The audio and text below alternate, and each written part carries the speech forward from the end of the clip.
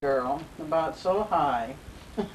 Mama took a little stick and made me cry uh, when I was naughty. But anyway, I want to tell you some of the stories of when I was a little girl.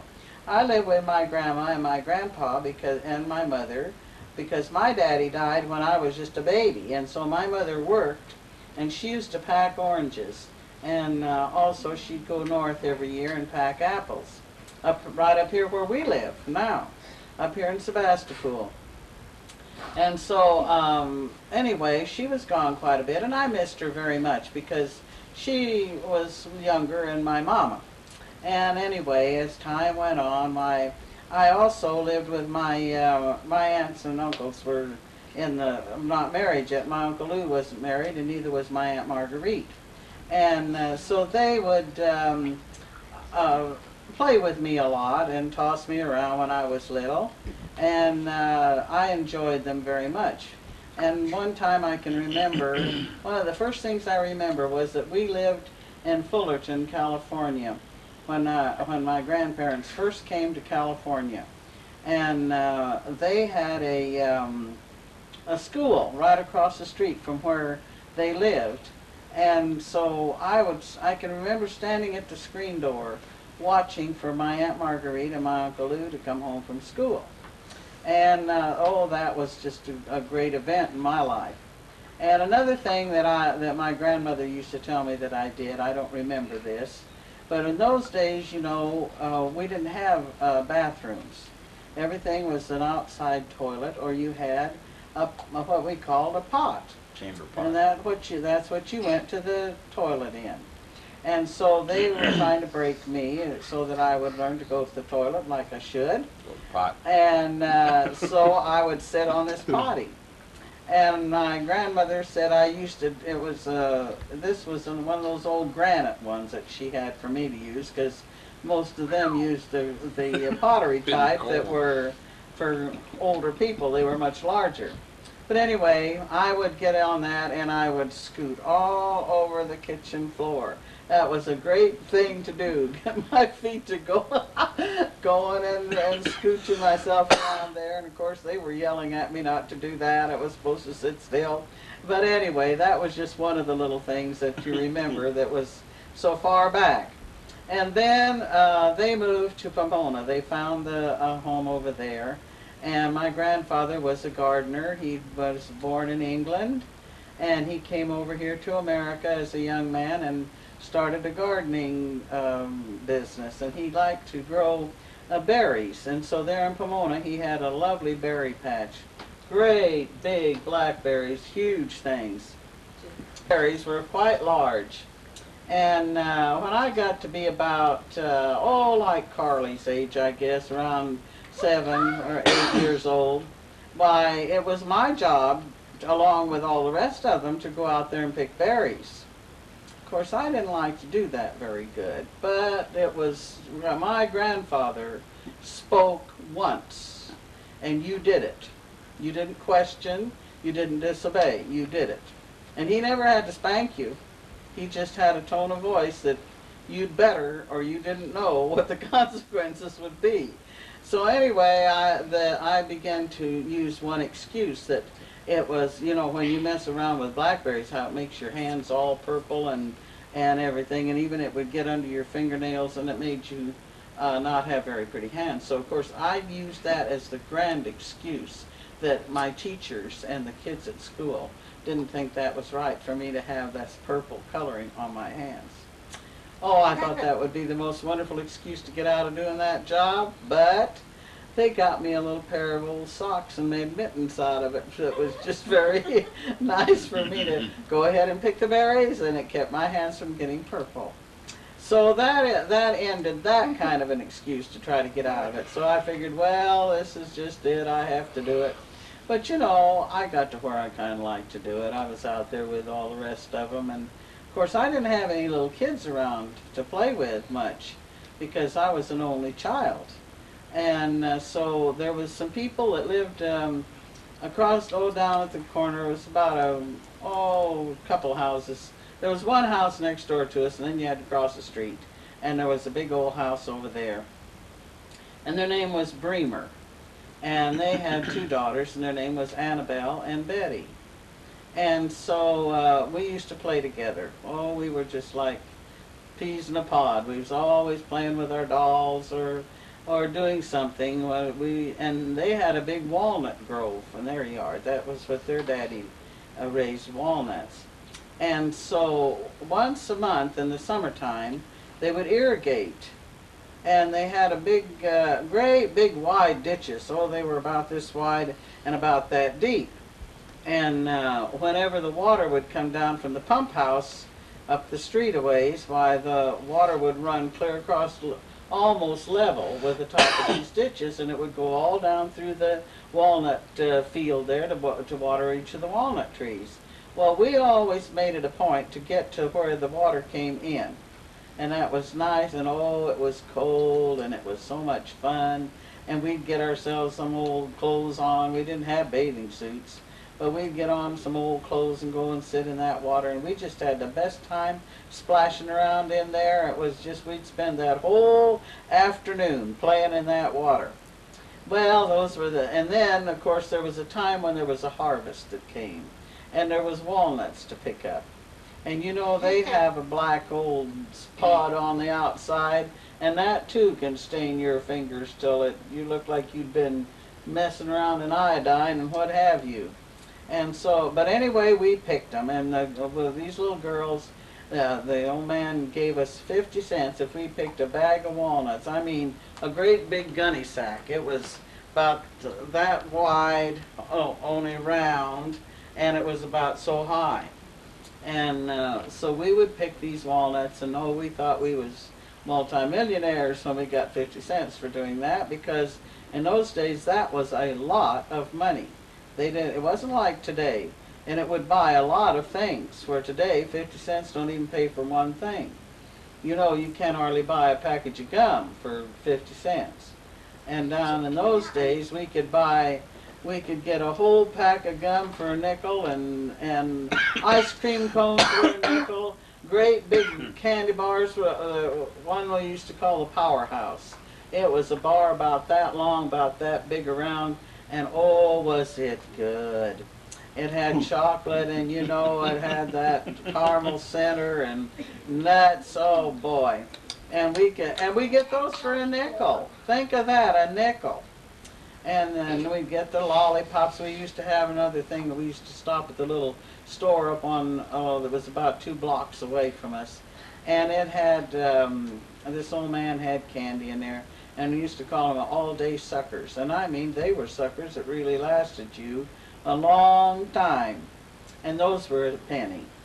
But oh boy, we had a lot of things like that to eat on our way home from school and all. So anyway, then of course I went on to school, and I went to the first one I ever went to when I went to kindergarten. The name of the school was Lincoln School.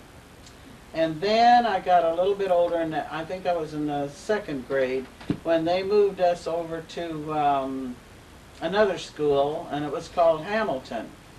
And then Hamilton School, we went through the 6th grade, and after we finished that, we went on to junior high school, which was the first one I went to was Kaufman, and then they condemned that building, and they made a brand new school that was called Fremont.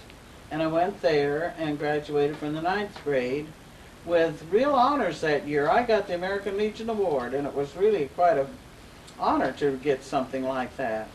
And then we went from there on to Pomona High School, and that was where I went till I graduated from the 12th grade. And I didn't go to college because in the days that I lived in, most of the girls did not go to college unless they were going to be teachers or something like that, because most of the girls, we were educated enough that we could, we had more of a different, more complete education, I guess you'd say, in the high school than what if we'd have gone on to first year of junior college, because we could type, we could do all these kind of things. We had those classes, and we learned how to do a lot of those things. So the girls that wanted to be clerks or secretaries or bookkeepers and that sort of thing, had a pretty good knowledge of what to do when they left high school. And so anyway, after I left high school, why, I got married. Grandpa Bob came along, and we went together for, well, I met him before I ever graduated from high school. Went with him for about a year or so before we were ever married, and then we got married, and we moved from Pomona, where we both lived, and we moved over to San Dimas, to a little house that your daddies were all raised in. It was just a little small house, but it was, I guess you'd say it was a house with a lot of love and a lot of togetherness. When we sat down at the table, we were all together. Very together. And we used to have a lot of company, and they all got around the table somehow or another in a very small dining room, and everybody seemed to be very happy. And so anyway, that was a great part of our life. And Grandpa was a carpenter. We had a war came on not too many years after we got married, and your uncles, or Grandpa's brothers, Uncle Delmer and Uncle Versal, both went into the service. Uncle Versal was a coxswain on a little boat that carried the ammunition and the men to from the big boats over to the shore. And they were just, many times they could have been killed just any moment, fired on by the enemies, which were the Japanese, where Uncle Versal was. He was in the Pacific. And so we used to pray an awful lot about those boys, because we didn't know what terrible things that we'd get. So many men were killed during the war, and so it was a bad time. And then one day the church bells began to ring, and the people come out of their houses, and it was announced that the war was over. And you never saw such joy in all of your life as there was that our boys were going to come back home again. And we were so happy that Uncle Delmer and Uncle Versal both came back. They weren't killed. What'd Delmer do? He was in the Navy down in Pensacola, Florida, and in the Air Force like things. They had them all down in there protecting that Caribbean, and all through there everything was just, you never knew when we were going to be attacked. And what kind of cars did you have? What kind of cars did we have? Yeah. Oh, when Grandpa and I, or Daddy, whichever you want me to say here, were going together, he had an old Dodge, a 1925 Dodge Roadster. And I mean, boy, it was hot stuff as far as we were concerned. And we'd get in there, and we'd ride all around it. It was a Roadster was the type of a car that it didn't have it had a top that you'd have to put up. And then we'd put the top down in the summertime. That was too much trouble. Well, we had to have all these breezes blowing as we drove along. Especially if you had Daryl in the car. And anyway, we had that Dodge for a little while. Even after we got married, we had that Dodge. And then we finally got rid of that one. When I got pregnant for Jim, we decided we needed a closed car. It wasn't very much sense to be driving around in an open car with a baby. What year was that? That was 1935. Okay. And see, we got married in March of 1934, and then the following year in May, the middle of May, Jim was born.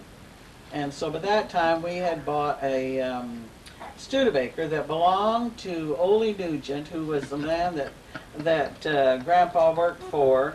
He was a cement contractor, and Grandpa got to where he was mighty good with putting rock, cobblestone walls and all that kind of stuff, and regular cement work. He did a lot of that for him, and he worked for him for quite some time until during the war they had, well, even before that, they had what they called WPA. It was the work projects that President Roosevelt, Franklin, Roosevelt started during his administration, because people were out of work. It was a terrible time of depression, and people were just frantic during those years. A lot of people killed themselves because they didn't have any money. But you see, money don't mean a whole lot. It's love that really counts, and togetherness. And people began to learn that. And if you had some groceries, or your garden was producing something, you'd take over some vegetables to your friends, and people would divide up. And then the government would put out a meat, big roast, beef roasts, and different things like that. And you'd go to a certain place in town that they had, where everybody would go there, and they gave you some kind of a government stamp, and you could go there and get your meat, and some of your staples like flour and sugar and shortenings, things like that you could buy with this. But that's the way the people all lived at that time, and everybody was giving, and it was a wonderful time, even though it was hard times. But there was something about it that made everybody was sort of equal. There wasn't any really rich guys around. Even the rich people had lost some of their millions, and it was just sort of a time of learning. People learned to, well, I guess that's where we learned to clean up our plate. We were never allowed to leave anything on our plate. And we didn't want to, because people were hungry, and you were hungry. And you figured out that, boy, if you didn't clean up that plate, you weren't going to get anything the next meal. So I guess it was good for us. We learned the value of $1. We learned how to go without and how to have. It was a real training period, and we can see it yet today in people that were born back in that time. They manage their money a lot different than what our children do, because we knew how much that thing cost, and so we made a bad mistake, I guess, in trying to give our children things that they wanted, toys and things that they were always calling out for, and then they're doing the same with their children, until one of these days, if there was a crash, it would be a terrible tragedy of how in the world were they going to manage it. They couldn't go without this or that. They had to have this, and they had to have that. See, that's the way we live today. But we found out back then that there was a lot of things that you went without. Maybe we had one dress. The women would have one good dress they'd wear to church on Sunday, and then a dress they'd wear through the week. And the men was the same way. They had a set of work clothes, and they had a good suit, or good clothes that they'd go to church in. We didn't have a whole closet full of clothes, or we could stand there, or we could say, well, I'm not going to wear this because this don't match, or that don't match, or some little stupid thing that people go on about today. But they just were glad that they had something to cover their body. And the same with shoes. All of these things. Some of the kids went barefooted because their parents could not afford to buy them shoes.